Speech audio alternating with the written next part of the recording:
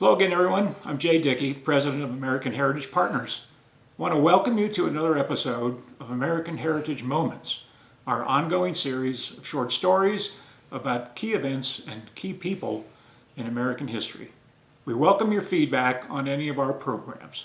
Just go to our website, send us your comments and questions on our Contact Us page.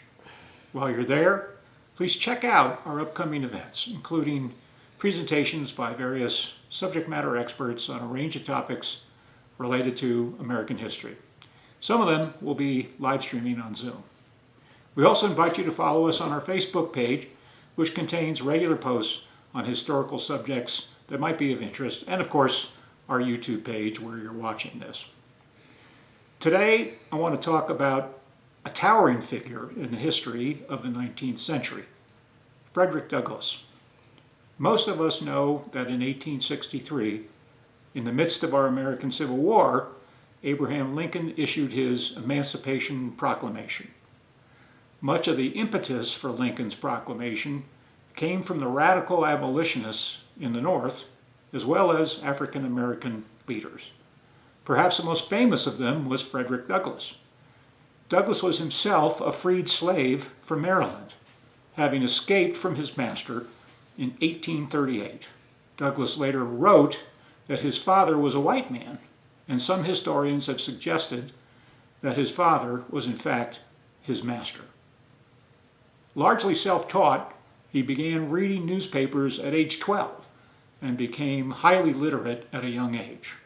After fleeing to a safe house in New York City, Douglass became a vocal advocate against the institution of slavery, naturally, and made many speeches around the country in subsequent decades, including the years following the Civil War.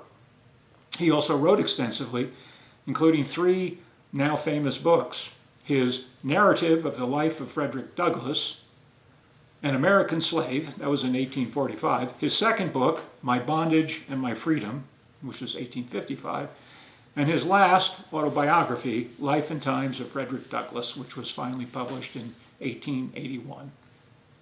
One of Douglass's most famous speeches, still considered one of the greatest anti-slavery speeches of all time, What to the Slave is the 4th of July. He made that speech in 1852, long before the Civil War even began. By the end of the 1850s, Douglass had formed alliances with some of the most hardcore radical abolitionists in America, including John Brown.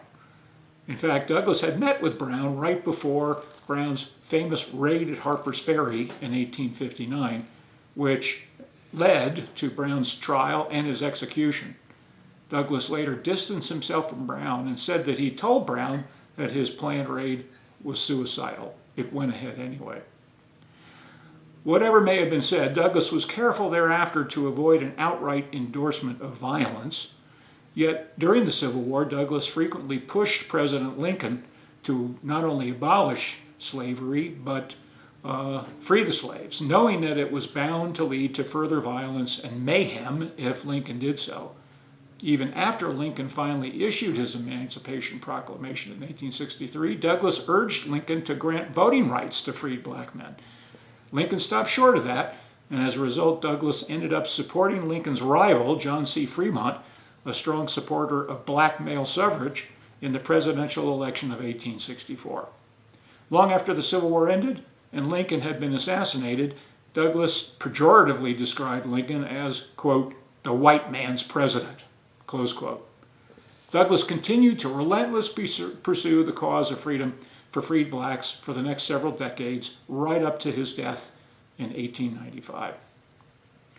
As for Douglass's personal life, while still a slave, he met and fell in love with an older African American woman, Anna Murray. It was Anna who may have inspired Douglass to escape. They were married just a few days after Douglass arrived in New York. They subsequently moved to Massachusetts and later to Rochester, New York. They raised 5 children. Some historians have written that while the marriage was a good one, Douglass may have been unfaithful.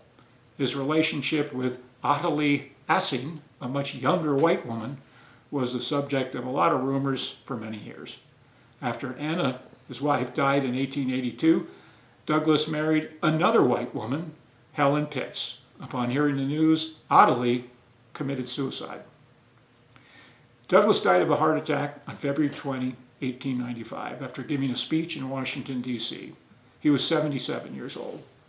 Douglas's death triggered a massive outpouring of grief. He was buried at the Mount Hope Cemetery in Rochester, next to his first wife, Anna. When his second wife, Helen, died in 1903, she too was buried there. His grave marker describes him as, quote, an escaped slave, abolitionist, suffragist, journalist, and statesman, founder of the civil rights movement in America, close quote. And so today, we honor the memory of Frederick Douglass, one of the greatest champions of civil rights and racial equality in American history. Thanks for watching. I'm Jay Dickey, and we hope that you'll tune in to another episode of American Heritage Moments.